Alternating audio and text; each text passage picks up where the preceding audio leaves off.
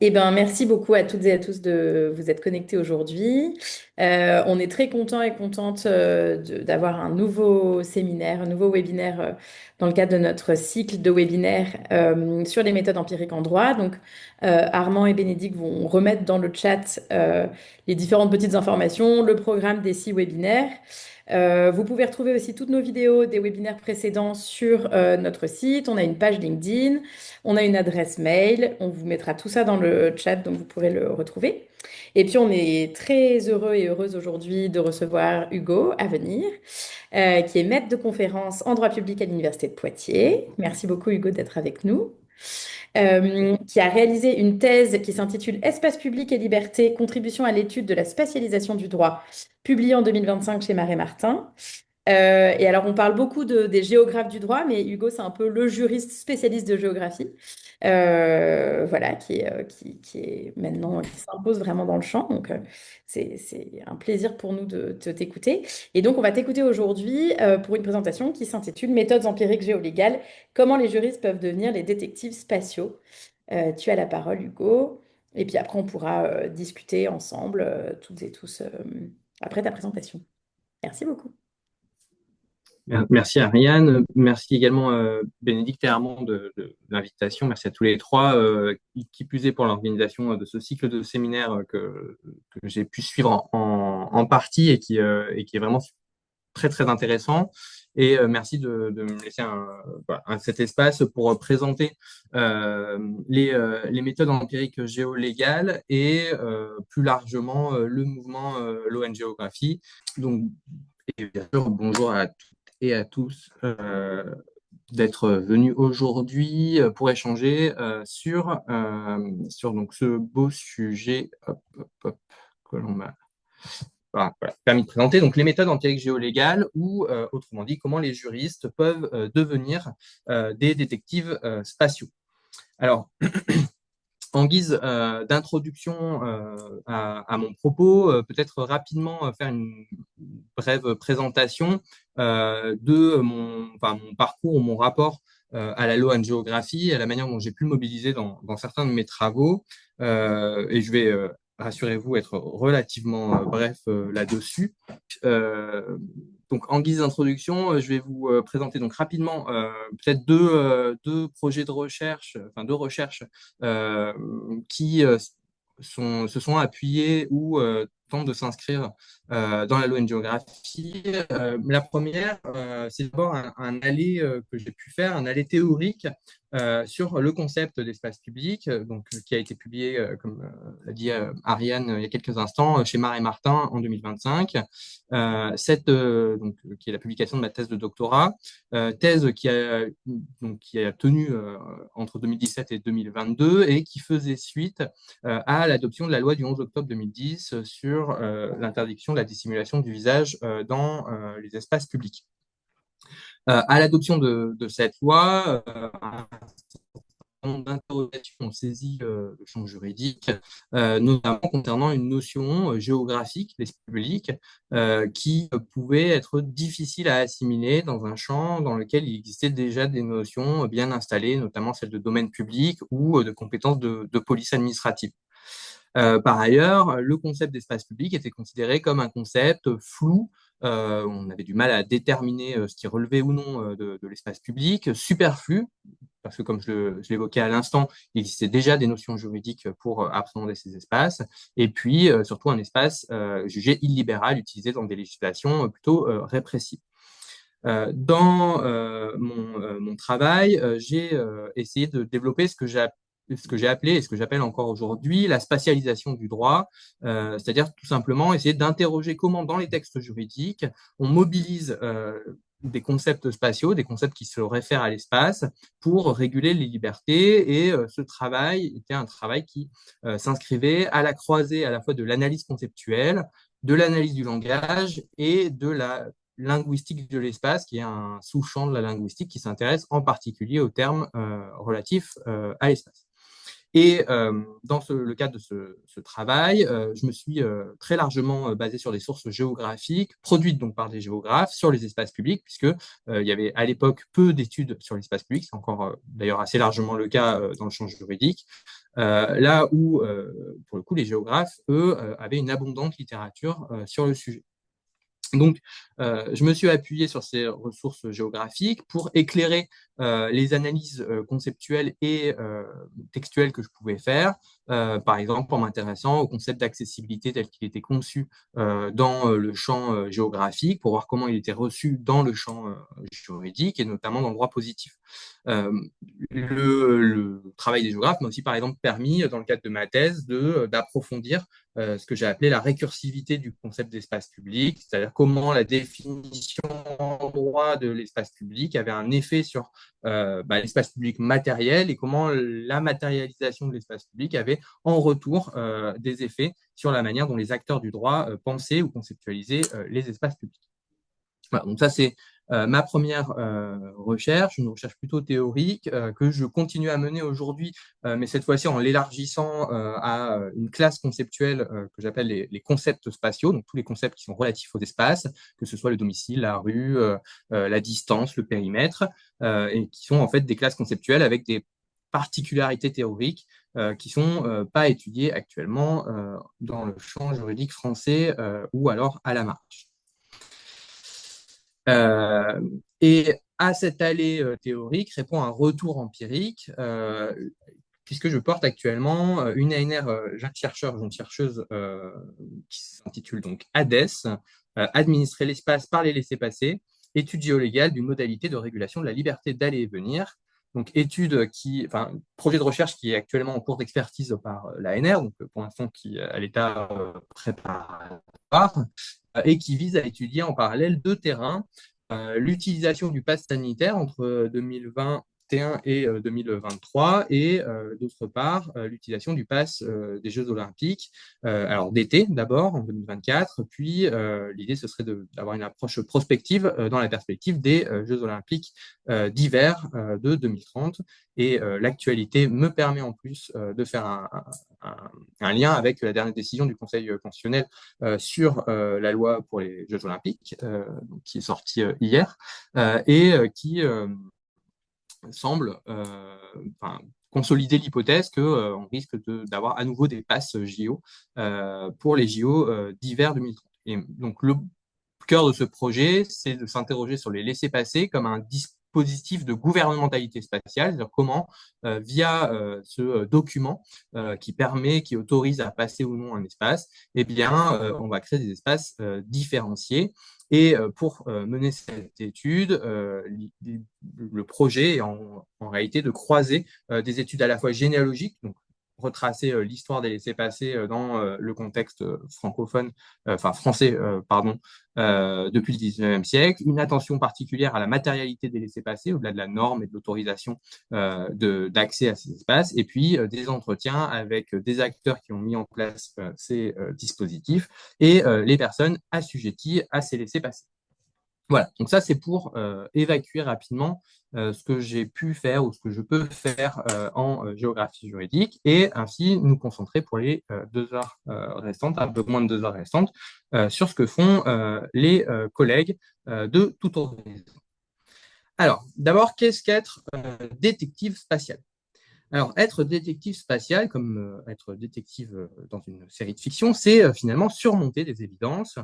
Et cela nécessite notamment de n'être ni véritablement un juriste pur sucre, ni un ou une géographe pur sucre. Et donc là, j'ai réussi à trouver en miroir deux citations. Une citation de T.S. Eliot qui nous dit que la justice est une chose trop importante pour la laisser aux juristes. Et puis une citation de David Harvey, qui est un géographe radical, qui nous dit que la géographie est une chose trop importante pour être laissée aux géographes, sachant que cette citation est un peu tronquée, puisqu'il ajoute juste après que certes c'est trop important pour être laissé aux géographes, mais c'est encore trop important, enfin, encore plus important de ne pas laisser la géographie aux industriels, aux personnalités politiques et aux personnes qui globalement ont des positions de pouvoir. Alors, être détective spatial, en quoi ça consiste fondamentalement? Ça consiste dans le champ juridique à prendre au sérieux l'espace et non pas à considérer que l'espace est une donnée évidente qui relèverait d'autres champs disciplinaires, notamment la géographie, ce qui a pu laisser dire à certains géographes à la fin des années 90, au début des années 2000, que finalement le droit serait anti-géographique par nature, c'est-à-dire qu'il refuserait sa dimension spatiale.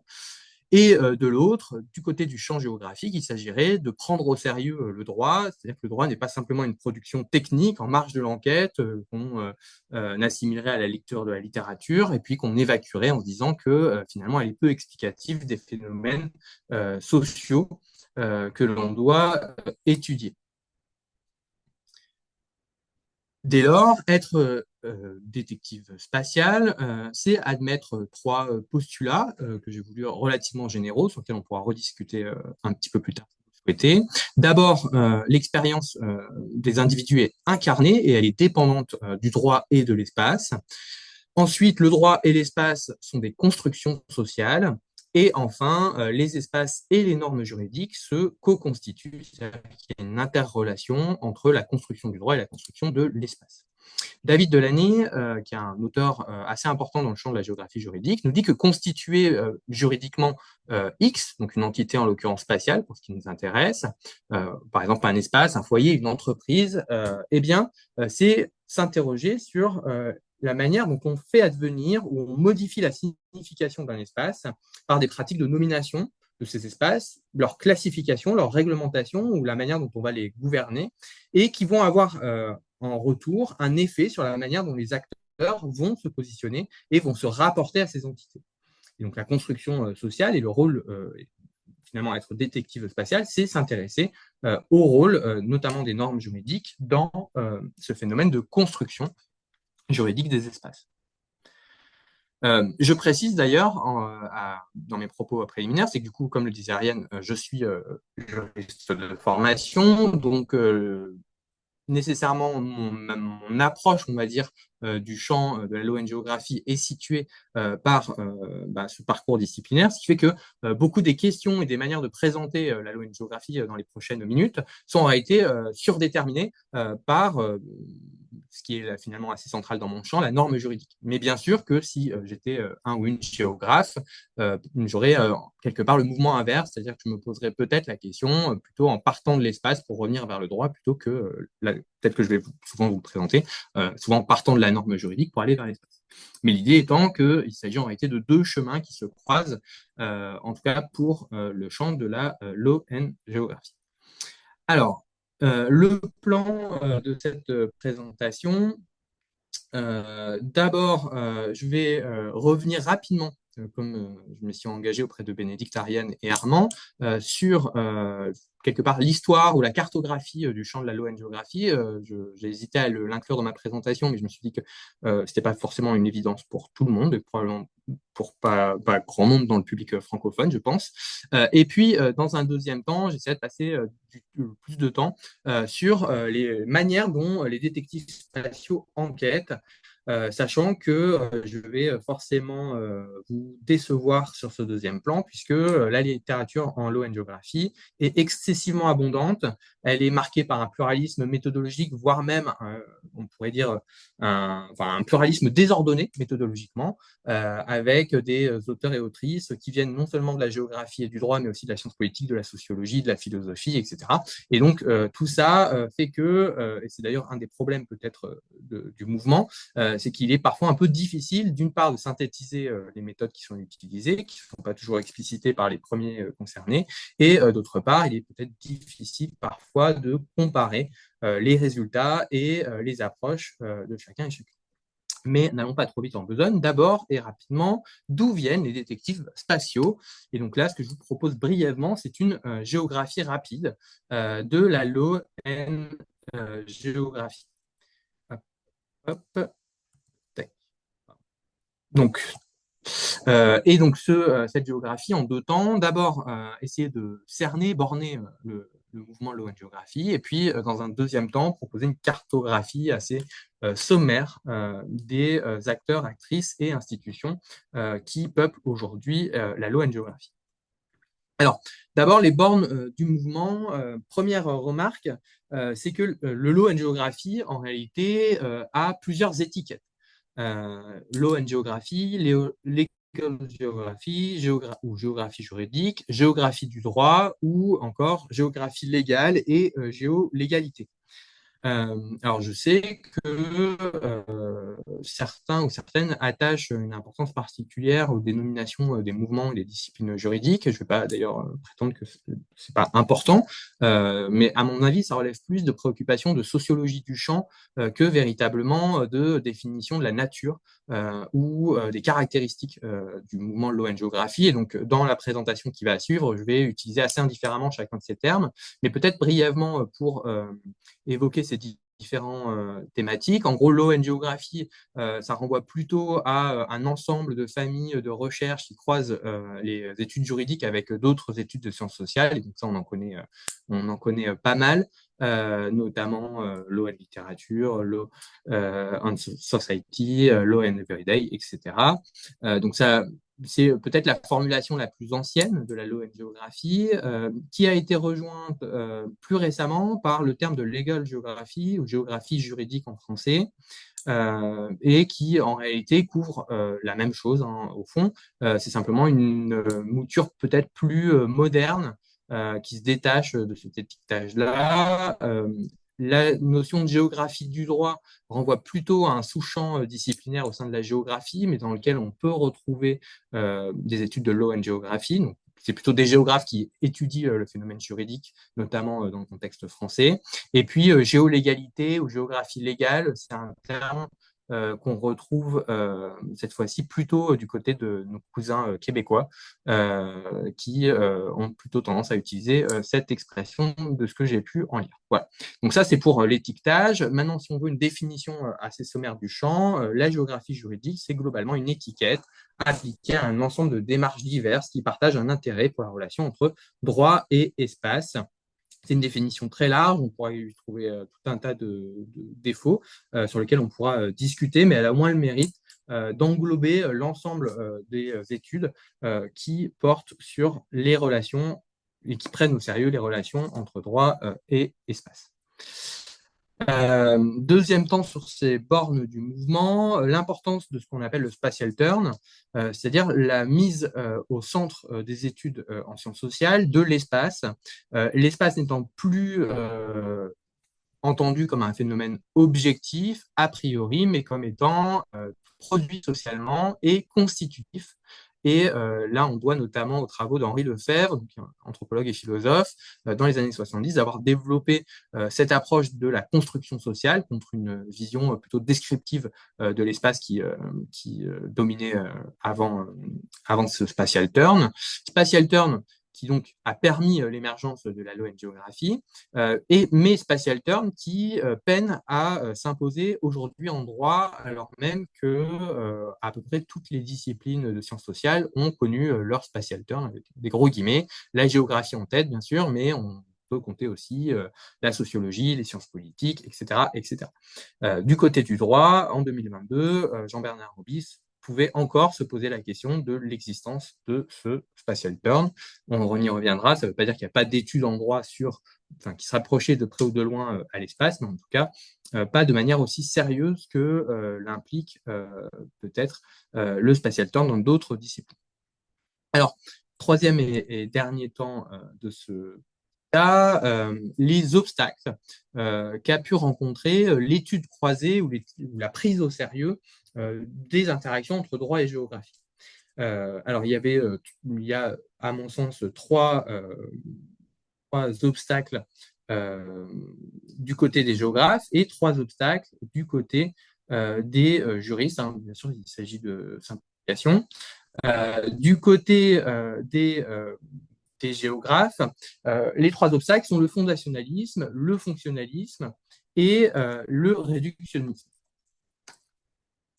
Le fondationalisme part en gros du postulat que le droit peut être résumé aux structures sociales sous-jacentes à la production juridique. Et donc, en gros, les structures sociales, économiques suffiraient à expliquer le phénomène juridique. Le fonctionnalisme postule que le droit, finalement, ne sert que à maintenir l'ordre social. Et puis, enfin, le réductionnisme prétendrait que le droit n'aurait pas d'autonomie par rapport aux autres phénomènes sociaux. Donc ça, c'est une manière un peu réductrice de voir le droit, assez courante en sciences sociales en réalité, de ce que j'en connais, qui en miroir rencontre une réduction de l'espace du côté des juristes. Et là, j'ai essayé de trouver trois ismes équivalents. Il y a d'abord le fixisme, le fait que l'espace est considéré par beaucoup de juristes comme finalement un support plutôt neutre sur lequel on viendrait coller ou appliquer des normes juridiques, et ça renvoie à l'instrumentalisme, c'est-à-dire que l'application des normes juridiques ont un effet sur l'espace, et l'espace n'est finalement qu'un instrument de l'application des normes juridiques. Et puis, une dernière réduction qu'on peut soulever, c'est le formalisme, c'est-à-dire que finalement, le droit, pour beaucoup de juristes, c'est étudier le droit positif, les normes contenues dans la loi, la Constitution, la jurisprudence, et puis ne pas s'intéresser finalement aux faits et aux valeurs qui entourent ces productions normatives. Bon, encore une fois, c'est comment dire, les termes sont un petit peu réducteurs pour faire apparaître des phénomènes, mais bien sûr, on pourrait être un peu plus nuancé. Alors, maintenant, si on tente de cartographier rapidement le mouvement Law and Geography, Nicolas Blumley a proposé une présentation en trois modes, ces trois modes étant non seulement chronologiques, mais en réalité se superposent. Ce serait trois manières d'appréhender les rapports entre droit et espace. Il y a d'abord un premier mode qui serait plutôt disciplinaire et qui a surtout émergé dans les années 80 ou 90. Et globalement, en France, on est resté à ce premier mode, c'est-à-dire qu'en gros, c'est un mode où, dans le monde anglo-américain, les juristes s'intéressaient beaucoup aux distributions spatiales des phénomènes juridiques, notamment aux phénomènes d'inégalité et de discrimination, tandis que du côté des géographes, on va tenter de mesurer les effets des lois sur les terrains des géographes, par exemple sur le marché du logement ou sur la distribution de ressources alimentaires, par exemple, ou énergétiques. Mais en gros, juristes et géographes empruntés à la littérature de leurs voisins, mais sans véritablement qu'il y ait d'engagement épistémologique de l'autre côté de leurs frontières disciplinaires. À ce premier mode s'incrémente un deuxième mode, un engagement interdisciplinaire qui a émergé cette fois-ci dans les années 90-2000 et qui a été porté par deux figures fondatrices, Gordon Clark, que vous pouvez voir à gauche, et Nicolas Blumley, que vous pouvez voir à droite. Ces deux auteurs et globalement cette approche interdisciplinaire qui consiste cette fois-ci à croiser les approches entre la géographie et le droit, elle a été largement possible par le développement des critical legal studies dans le champ juridique, mais également par le développement de la géographie critique dans le champ géographique. En gros, les études critiques émergent dans le monde anglo-américain. Elles vont ensemencer à la fois le champ juridique et le champ géographique. Et donc, ça va créer des auteurs et autrices communs, un cadre conceptuel commun qui va favoriser des échanges disciplinaires entre géographes et juristes. Et puis, une lecture commune, encore assez présente aujourd'hui, centrée sur les rapports de pouvoir et de domination et sur comment le droit permet, via l'espace, ce type de rapport de domination. Alors, troisième mode et dernier mode, un mode post-disciplinaire où là, on va essayer de dépasser on va essayer de dépasser le face-à-face entre le droit et la géographie pour mobiliser d'autres disciplines anthropologiques, culturelles. Pardon, je vais y arriver. Donc, mobiliser d'autres disciplines. Et notamment, par exemple, inclure des études postcoloniales, les théories de l'affect, prendre en compte les sciences qui portent sur le non-humain, donc par exemple l'éthologie, pour proposer des nouveaux cadres d'analyse, des nouveaux cadres conceptuels. Et par exemple, on pourrait citer le travail de Sophia Stolk, qui mobilise les sciences cognitives pour étudier les locaux de la Cour pénale internationale, qui est une approche assez originale de la law and geography. Par ailleurs, ce troisième mode se caractérise par la centralité du monde académique anglo-américain et par la critique sur toute cette centralité, puisque de nombreux auteurs et autrices vont revendiquer la nécessité de mettre en avant ou en tout cas de faire droit à des paroles qui viennent des mondes académiques, notamment d'Amérique latine, d'Asie ou d'Afrique, et non pas simplement d'auteurs et d'autrices anglo-américains. Ce qui nous amène à l'émergence aujourd'hui de nouveaux mondes de recherche. Trois mondes que j'évoque rapidement. D'abord, la géolégalité féministe, qui est portée aujourd'hui notamment, mais pas essentiellement, par Catherine Brickell et Dana Como, que vous avez là en photo, donc un champ de recherche émergent, très vivace, avec des approches très très diverses. Que là, je n'ai pas le temps d'approfondir, mais il y aura d'autres occasions. Un dynamisme assez important de la low-géographie non anglophone, notamment italienne et même non occidentale. Je pense notamment à des productions vietnamiennes ou brésiliennes. Et puis, une l'ONGéographie qui se développe dans le champ du droit international et du droit européen, ce qui peut paraître un peu étrange, mais en réalité, ces deux champs juridiques se sont tenus globalement assez éloignés de la LON-géographie jusqu'à présent. Donc le champ de la géographie juridique aujourd'hui est structuré autour de différents lieux de rencontre, notamment via la Critical Legal Geography. Je vous invite à, par exemple, visiter le site clg.place, qui est en gros le site du réseau de la Critical Legal Geography.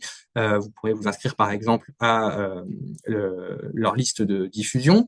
Mais il y a aussi des rendez-vous physiques, scientifiques, internationaux, où vous pouvez entendre parler de l'ONGéographie. Le congrès de Law Society fait une place à chacun de ces numéros à des tables qui concernent la LON-géographie, mais aussi et surtout, il y a une conférence internationale, enfin un congrès international qui est organisé, alors pas tous les ans, il me semble que le premier congrès donc, qui avait lieu en Italie date de 2021, je crois, de mémoire, et puis le second numéro a eu lieu pour sa part enfin, très récemment, puisque aujourd'hui, c'est le dernier jour de ce congrès qui a lieu cette fois-ci au Chili. Euh, alors maintenant, rapidement, peut-être, pour aborder la question du sous-continent francophone. Dans le monde francophone, et notamment français, la réception est avant tout le fait de géographes et non pas de juristes. Et là, vous pouvez voir les principales productions et numéros spéciaux consacrés à la géographie juridique dans le champ francophone. Notamment, on peut y trouver aussi des productions belges et suisses. Et puis, à droite, vous avez un ouvrage porté par Patrick Forest, Géographie du droit, qui est un ouvrage assez important et qui, pour le coup, est donc Patrick Forest, c'est un auteur québécois qui a dirigé ce numéro sur la géographie juridique. Je peux également mentionner le cycle de conférences porté par le CIST pour une recherche géolégale, dialogue entre sciences territoriales et juridiques, qui a commencé il y a 2 ans, je crois, et qui est encore en cours. Et les juristes français dans tout ça, globalement, ils seraient outrancier de dire que les disciplines juridiques n'ont pas croisé le droit avant la loi de géographie, puisque le droit international, le droit comparé, le droit constitutionnel, le droit de l'urbanisme, le droit administratif des biens sont des disciplines qui assez largement traitent de normes qui gouvernent les espaces. Mais en réalité, enfin, de mon point de vue, ces disciplines pêchent par un certain nombre de limites. D'abord, elles rencontrent des obstacles épistémologiques que j'ai déjà évoqués, le fixisme, l'instrumentalisme, etc., etc. Ce sont des disciplines qui ont plutôt fait un usage métaphorique de l'espace. Si vous regardez dans les principales publications juridiques qui utilisent le terme espace, cartographie, géographie, en général, ces termes sont plutôt utilisés pour illustrer un autre phénomène et plutôt de manière métaphorique et non pas au sens premier du terme. Et puis, ce sont aussi des disciplines qui ont une approche plutôt réductionniste, à la fois des objets d'études. En général, on va plutôt traiter soit du territoire dans différentes démarcations, ou alors de la propriété. Et puis, elles sont également, ces disciplines, plutôt réductrices dans la méthode d'approche de l'espace, qui est en général, bon, comme je disais tout à l'heure, on reste globalement sur de l'analyse, soit des productions normatives primaires, soit de la jurisprudence. Exception peut-être notable que je mentionne, sur laquelle on pourra revenir, du mouvement de territorialisation du droit, notamment lancé par Yves Madio dans les années 90, qui a contribué à institutionnaliser un certain nombre de recherches sur la territorialité, mais qui, là aussi, de mon point de vue, pêche par un certain nombre enfin, qui réitère un certain nombre d'écueils autour de l'appréhension de l'espace. J'arrive au bout de cette cartographie de la loi géographie, rassurez-vous, puisqu'il ne me reste que 2 slides. Rapidement, peut-être, pour mentionner quelques autrices, auteurs qui ont publié des études récemment ou relativement récemment, qui prennent à bras le corps cette fois-ci la géographie juridique, donc, en droit des libertés, en droit comparé, en histoire du droit, en droit pénal, même en droit de la commande publique, ou encore en droit social. Ce sont donc des auteurs et autrices en tout cas que j'inscris dans ce champ-là, de manière directe ou indirecte, soit qui s'y réfèrent explicitement, soit simplement qui mobilisent ces études, voire même qui simplement ont une approche qui relève selon moi de la loi de géographie, donc cette prise en sérieux du caractère co-constitutif du droit et de l'espace. Et je me permets de souligner l'article de Daniel Lochac qui s'appelle Droit et contrôle social, qui est un article des années 70 et qui déjà faisait de la law and geography avant même les law and géographes anglo-américains. Euh, Dernier point et en guise de transition, si on fait un bilan du champ de la loi en géographie, des différents apports, on peut peut-être évoquer 3 apports principaux. Un apport d'abord ontologique, repenser ce qu'est le droit, passer du law in book, le droit dans les livres, au law in action, le droit tel qu'il est pratiqué, mis en œuvre par ses agents, voire même au law as a system of practice, donc finalement comment les cadres juridiques sont vécus au quotidien par les individus qui n'ont pas pour fonction première de mettre en œuvre le droit, donc ce qui élargit considérablement la focale de ce qu'est le droit et ce qui relève de l'étude juridique. Un apport conceptuel ensuite, puisque les auteurs et autrices de la loi de géographie ont produit tout un appareillage conceptuel de concepts sur le droit, de concepts d'analyse du droit. Donc j'en cite quelques-uns ici, on pourra revenir sur ce qui recouvre exactement, mais par exemple, il y a la nomosphère, le splice ou l'épissure, le lawscape ou la juridiction qui est utilisée dans un sens particulier par les auteurs et autrices qui l'utilisent dans le champ du law and geography. Et je précise que cette approche des concepts d'analyse du droit, c'est une approche qui est assez différente de celle que j'ai menée par exemple dans ma thèse, puisque moi je m'intéressais aux concepts spatiaux dans le droit et non pas aux concepts sur le droit. Dernier rapport, l'apport méthodologique, et c'est ce qui va me permettre de faire une transition vers ma deuxième partie, puisque la law and geography permet une pluralisation des méthodes, qui vont s'inscrire dans une échelle qui va de l'analyse du langage juridique aux enquêtes empiriques, et c'est ce que je vous propose d'approfondir à présent. Alors, hop. Donc, comment enquêtent les détectives spéciaux, les méthodes empiriques géolégales. Ici, quelques coordonnées vont nous intéresser particulièrement. Ensuite, on évoquera 2 types d'enquêtes géolégales, les enquêtes sur les productions du droit et les enquêtes sur l'expérience du droit. Alors d'abord, quelques coordonnées, donc là c'est quelques références bibliographiques que j'affiche simplement parce que je sais que ça va être enregistré, donc comme ça les personnes pourront consulter cette courte bibliographie. Vous voyez à droite Francesco Chiodelli, qui est géographe à Turin et qui est, à mon sens, un des auteurs continentaux les plus importants sur les questions de méthode en géographie légale, qui a poussé assez loin et qui a une maîtrise assez forte, assez robuste, tant des méthodes géographiques que des méthodes juridiques. Alors, peut-être quelques éléments généraux sur la méthode, sur les méthodes empiriques géolégales. D'abord, peut-être préciser que les méthodes géolégales sont en réalité assez peu explicitées par les auteurs et autrices qui les mobilisent. Il y a assez, dans la plupart des travaux que j'ai pu étudier, finalement, la présentation de la méthode est souvent très brève, très générique, en tout cas dans le monde anglo-saxon, avec en plus une notion de méthode qui est divergente entre les géographes et les juristes, puisque en gros, du côté des géographes, la méthode renvoie plutôt à un protocole de recherche, notamment d'enquête, d'entretien, d'accès au terrain, là où les juristes ont plutôt derrière la notion de méthode l'idée de métier, enfin, c'est une forme de métier qui permet d'accéder à la connaissance, et donc par conséquent, c'est cette expérience-là qui permet de produire une connaissance fiable.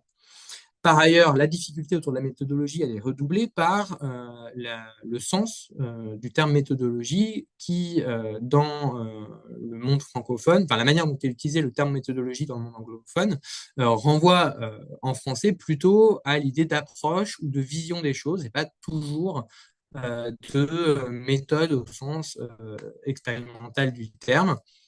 Donc là aussi, ça participe à brouiller les cartes dans les discussions au sein de la Law and Geography sur ce qu'on entend par la méthode.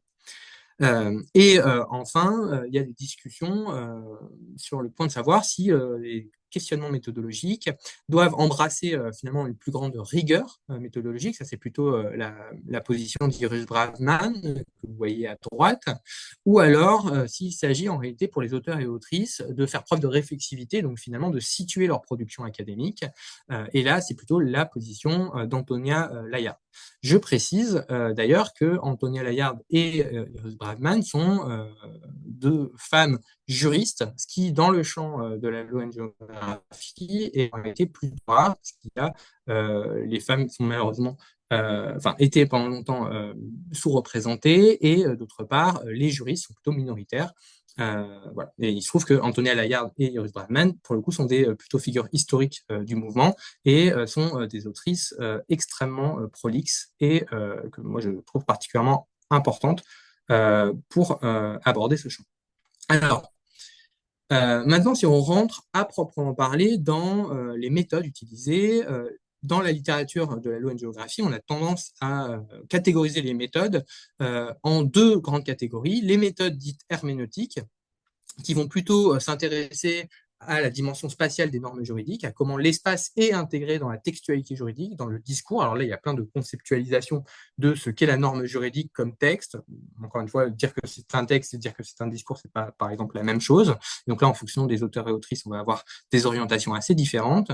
Et puis, on a les méthodes dites empiriques qui vont s'interroger cette fois-ci sur les dimensions spatiales des pratiques juridiques, cette fois-ci, qui vont donc pas s'intéresser au texte, mais aux pratiques. À ces deux méthodes, on peut ajouter deux champs de force, pour prendre l'expression de Francesco Chiodelli, deux champs de force, la production du droit d'un côté, l'expérience du droit de l'autre. La production du droit s'intéresse soit à une enquête généalogique sur les processus concrets de production de la norme juridique, soit la production du droit va enquêter cette fois-ci sur le contenu même de la norme, donc, en jouant sur ces deux termes de la production en tant que processus ou en tant que résultat de ce processus.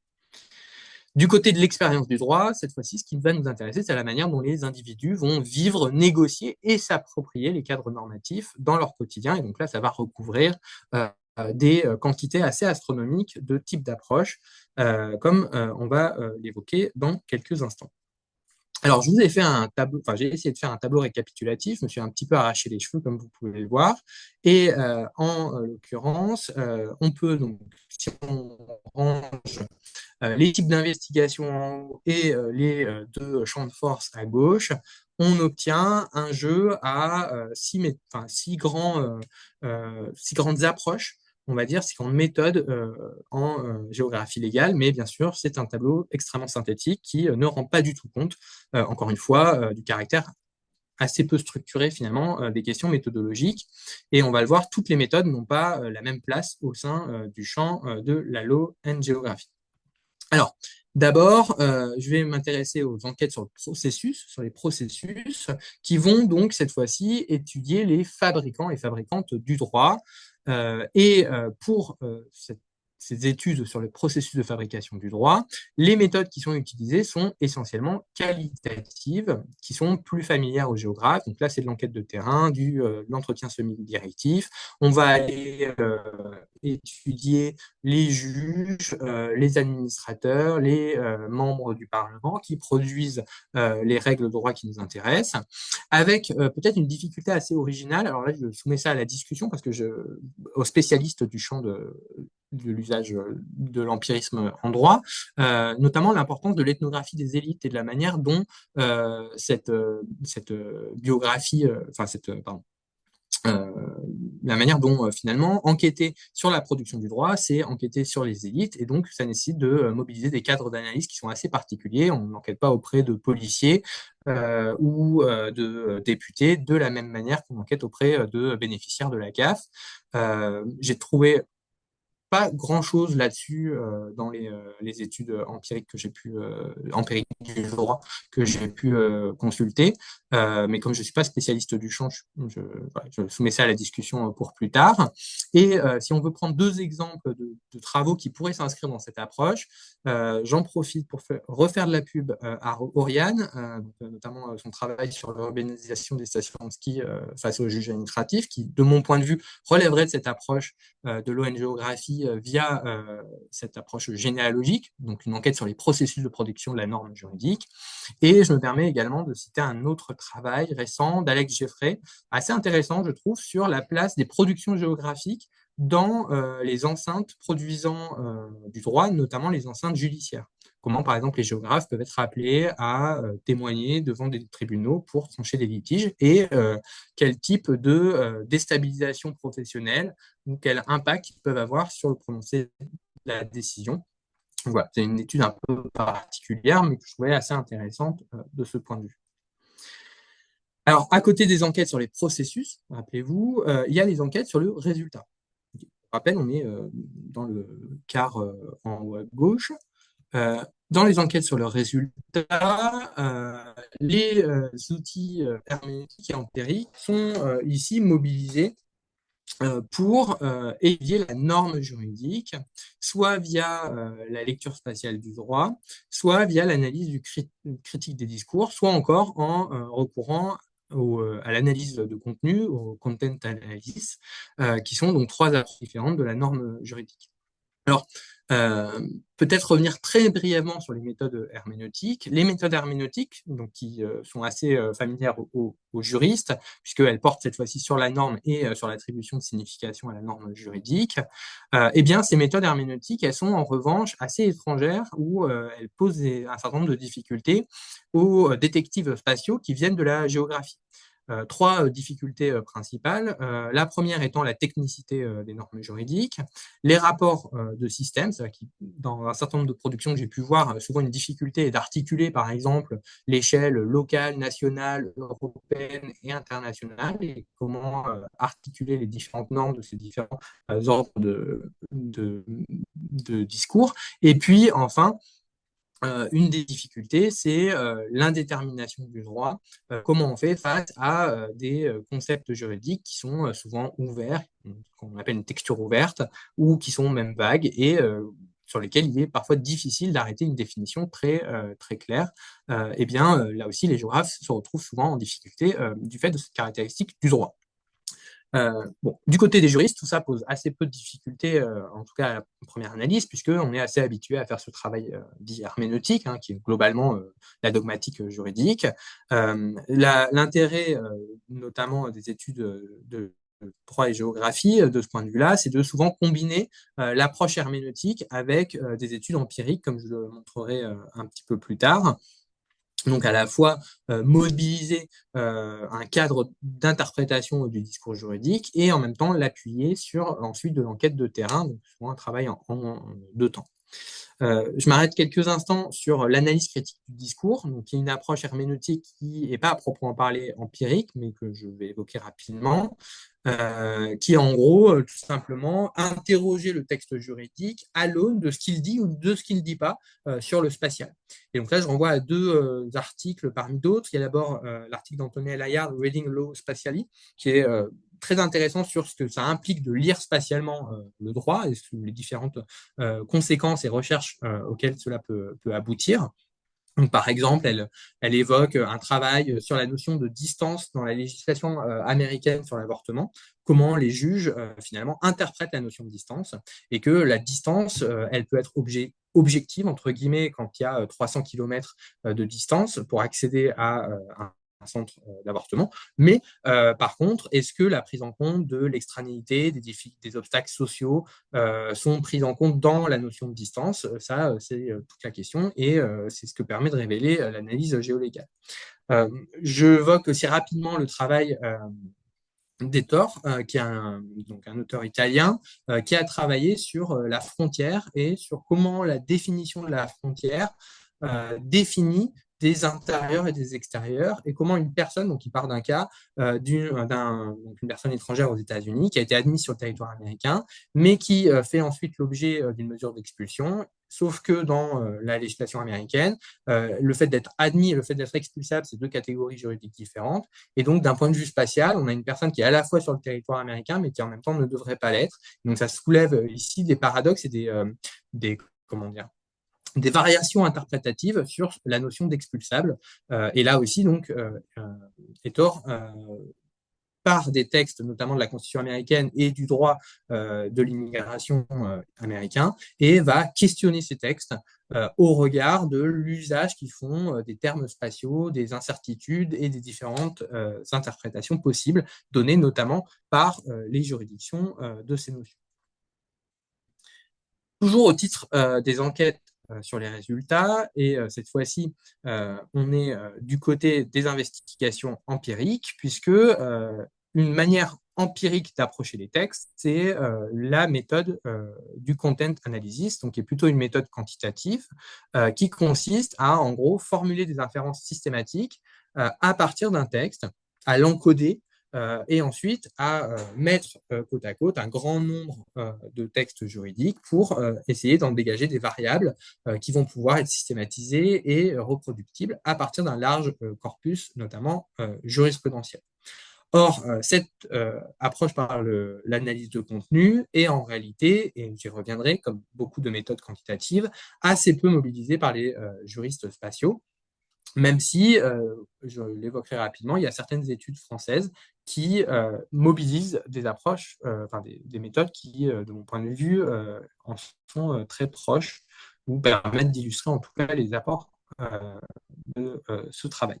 Alors, par exemple, l'exemple de l'interdiction d'accès aux espaces naturels durant la crise sanitaire. Donc ça, c'est une étude de Alice Nicoli et Camille Giraud, menée donc en 2021, donc, qui sont deux géographes.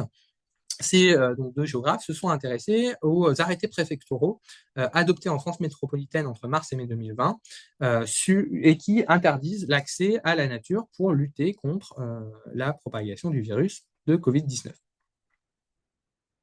Alors, dans leur process d'études, ils ont cherché à compiler l'ensemble des arrêtés préfectoraux produits durant cette période.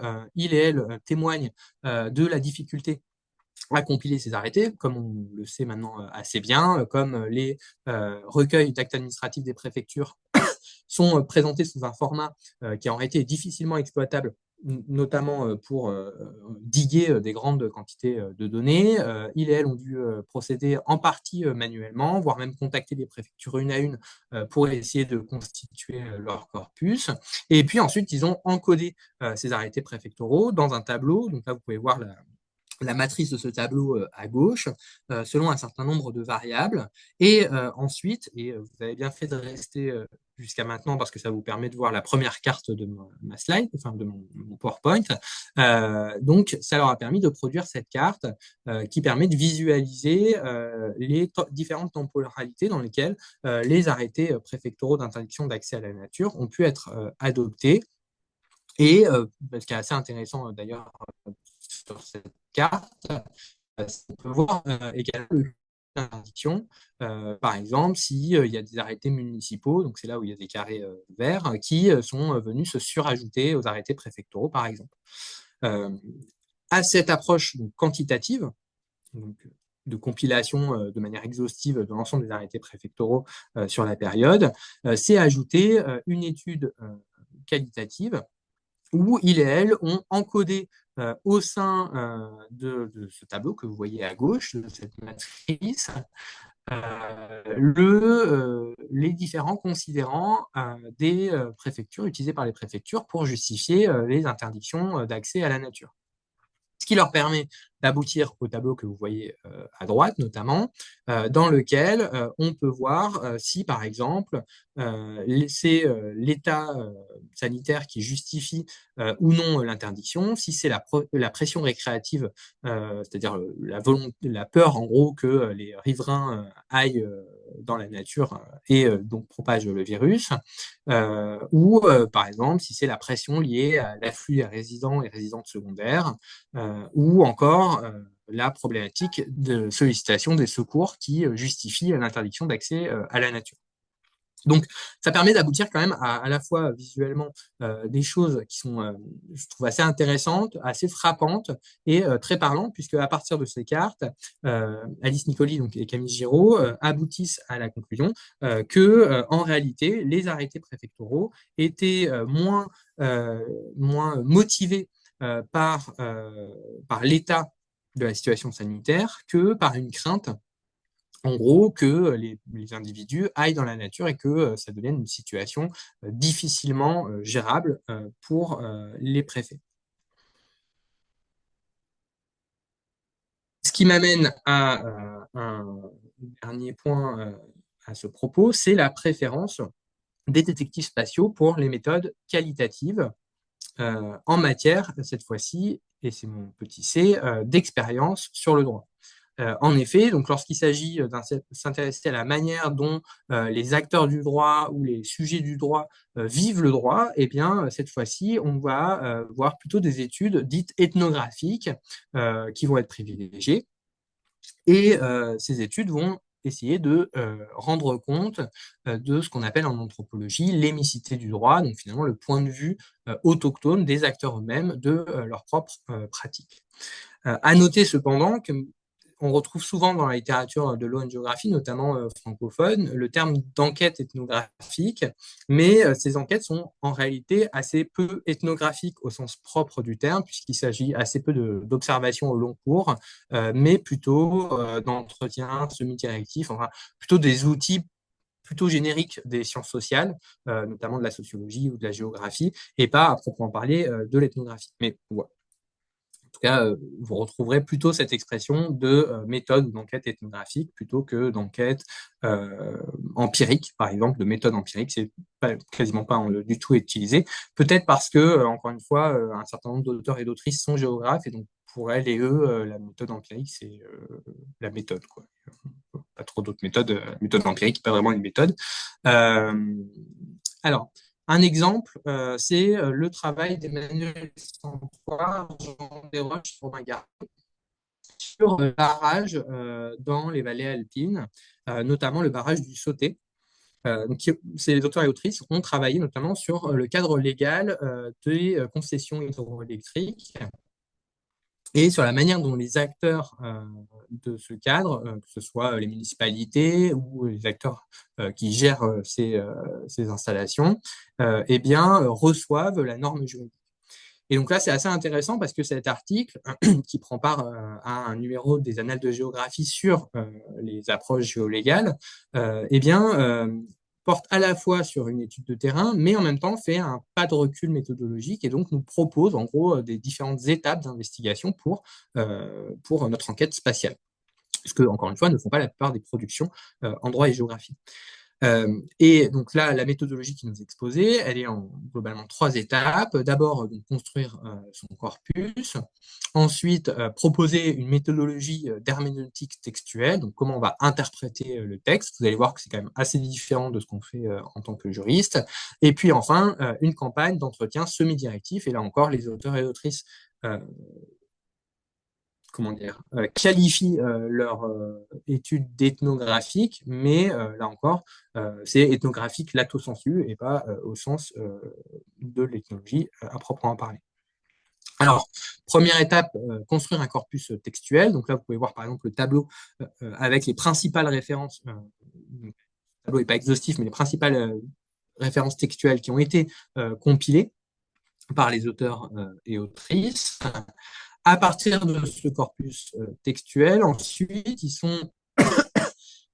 ils ont créé un tableau permettant en gros, de cadrer la manière dont ils allaient interpréter et analyser le contenu de ces textes. Et donc là, vous pouvez voir qu'ils ont fait donc, plusieurs catégories, objets qualifiés, spatialité, temporalité, acteurs, distribution des responsabilités et manière d'application du texte. Et ensuite, ils ont rangé ça par texte et ainsi de suite. Et ça leur a permis d'avoir un tableau assez massif leur permettant de traiter leurs données. Et donc c'est là où je disais que la méthode qui est employée ici est très empreinte de personnes qui viennent des sciences sociales et assez peu de la manière dont en droit on a tendance à analyser les textes juridiques. À ma connaissance, en tout cas, j'ai rarement vu, ou j'ai jamais vu d'articles juridiques qui exposent ce type de travaux pour analyser des productions juridiques. Et ensuite, troisième étape, une campagne d'entretien semi-directif. Et lors de ces entretiens, les auteurs et autrices vont particulièrement faire attention à la compréhension que les acteurs ont du cadre normatif dans lequel ils s'inscrivent, l'usage notamment du langage juridique, ce qu'ils pensent être du droit et ce qui en est effectivement. Et à partir de là, ils en arrivent à la conclusion qu'en réalité, il y a une incertitude du côté des acteurs et actrices de ces concessions hydroélectriques sur la définition juridique de ce qu'est un barrage et de ce qu'est une concession hydroélectrique à proprement parler. En réalité, entre l'amas textuel et la connaissance qu'en ont les acteurs, eh bien, cette méthode leur a permis de mesurer l'écart qui pouvait exister entre les deux.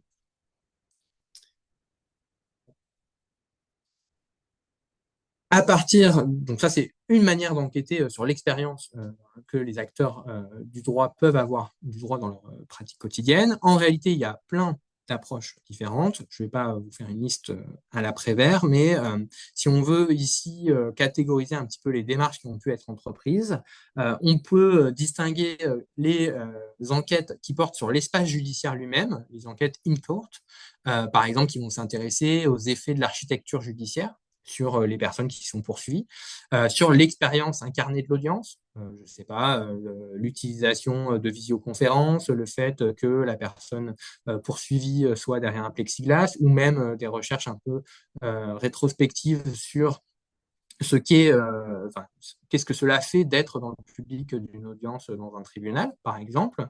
Je renvoie aussi, par exemple, à l'étude de Sophia Stolk, qui utilise la science cognitive pour interroger le vécu des locaux de la Cour pénale internationale. Enfin, voilà, des études, des enquêtes qui sont très diversifiées de ce point de vue. Et puis, il y a des enquêtes en dehors des tribunaux, out of court, qui vont s'intéresser à d'autres enceintes officielles, qui vont, par exemple, s'intéresser à l'espace domestique, à la plantation d'arbres, au jardinage, à la marche, et qui, donc là, vont vraiment, enfin là, c'est impossible en réalité de faire une liste du type d'objet et du type d'enquête possible, mais par exemple, pour en citer qu'un parmi d'autres, pardon, excusez-moi, Nicolas Bloomley, pas David Delaney, Nicolas Bloomley, donc j'évoquais tout à l'heure, a travaillé sur l'utilisation du jardinage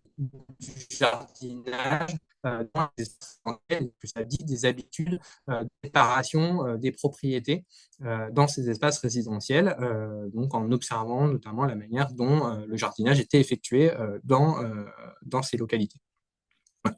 Si vous voulez avoir un point de vue plus panoramique que ce que je fais là actuellement, je vous invite à consulter la revue Progress in Human Geography, qui fait des recensions régulières des principales productions en Law and Geography, notamment sur et qui recense surtout d'ailleurs des travaux qui portent sur les expériences du droit. Et donc, en gros, ils font trois triptyques. Il y a eu celui de David Delaney, il y a eu ensuite donc, celui de Jeffrey, et enfin celui de Kim Alayen en 2024-2025. Voilà, si vous voulez avoir le but de ces articles, c'est justement de synthétiser les approches, notamment empiriques géolégales. Et donc là, je pense que c'est une bonne porte d'entrée pour approfondir le sujet et voir un petit peu vraiment la diversité des thématiques qui peuvent être abordées. Rassurez-vous, il ne me reste que 2 slides et ensuite on pourra discuter plus posément. D'abord, une slide pour Julien Bétail, je ne sais pas s'il est là. Euh, Sinon, quand il regardera le replay. Donc, désolé Julien, très peu de méthodes quantitatives en Law and Geography, peu exploité par les géographes légaux qui critiquent les approches quantitatives pour leur distance ou leur froideur vis-à-vis de leurs objets d'étude. Il leur est reproché notamment comment dire, appuyer une analyse souvent dépolitisée des phénomènes qu'ils étudient, critique qui n'est pas complètement infondée, mais qui est un petit peu exagérée, et qui peut-être s'explique également, là aussi, par le parcours disciplinaire des détectives spatiaux, qui en général ne viennent pas de la géographie quantitative, alors même que les approches quantitatives, qui sont peu familières au public juridique, sont en réalité très courantes dans la géographie anglo-saxonne et la géographie française, notamment depuis les années 60, puisqu'il y a tout un mouvement de géographie quantitative qui s'est développé, en réaction notamment à une géographie qui était considérée comme trop descriptive, notamment ce qu'on appelle la géographie régionale. Et cette géographie quantitative, elle, se repose plutôt sur les statistiques, ce qu'on appelle les systèmes d'information géographique, donc tous ces systèmes qui compilent des données géographiques, par exemple l'IGN, et qui ensuite permettent de les analyser. Et puis, c'est des approches qui recourent énormément à la modélisation. Pourtant, ces approches, à mon sens, moi, j'y suis pas allergique du tout, simplement elles me sont très très étrangères. Je comprends pas très bien comment on fait ce genre de truc. J'ai essayé de lire un ouvrage de géographie quantitative pour préparer ce séminaire. Je l'ai assez vite reposé parce que je me rappelle pourquoi j'ai fait du droit et pas des mathématiques à l'université. Et c'est d'ailleurs peut-être une des raisons pour lesquelles il y a aussi une aussi faible appétence pour les approches quantitatives en Law and Geography, c'est que là où les approches empiriques sont en apparence intuitivement plus accessibles, les approches quantitatives nécessitent d'un très fort appareillage technique. En tout cas, c'est l'impression qu'elles peuvent donner. Il faut savoir coder, il faut savoir avoir des bonnes bases en proba, etc. Et donc peut-être que ça a un effet dissuasif. En tout cas, c'est la piste de certains auteurs sur l'investissement dans les approches quantitatives en Law and Geography. Alors même que c'est des approches qui pourraient être très intéressantes pour donner une approche plus robuste des résultats qui peuvent être produits dans ce champ, sachant d'ailleurs qu'en géographie, et donc pas en Law and Geography, en géographie, c'est assez courant de croiser des approches quantitatives et des approches qualitatives, même si là aussi il y a une forme de méfiance de part et d'autre entre les géographes quantitatifs et géographes qualitatifs. Enfin, bon, chacun se regarde un peu en chien de faïence, et souvent les géographes qui font du quanti font peu d'approches qualitatives et inversement. Encore une fois, il s'agit là de généralité, donc on peut trouver mille et une exceptions, mais voilà, c'est pour résumer un petit peu mon propos. Alors, pour conclure, l'enquête géolégale, ça consiste essentiellement, à mon sens, aujourd'hui, à une forme de bricolage méthodologique. C'est un peu du do-it-yourself. Faites-le vous-même si vous le pouvez, c'est-à-dire qu'il faut, à mon avis, réfléchir et maîtriser à minima à la fois les approches et les méthodes juridiques et à la fois les approches géographiques, ce qui n'est pas si simple que ça, d'autant que les approches géographiques, comme certains champs de sciences sociales, comme par exemple l'archéologie, sont des champs qui sont particulièrement éclectiques dans les méthodes qu'ils mobilisent.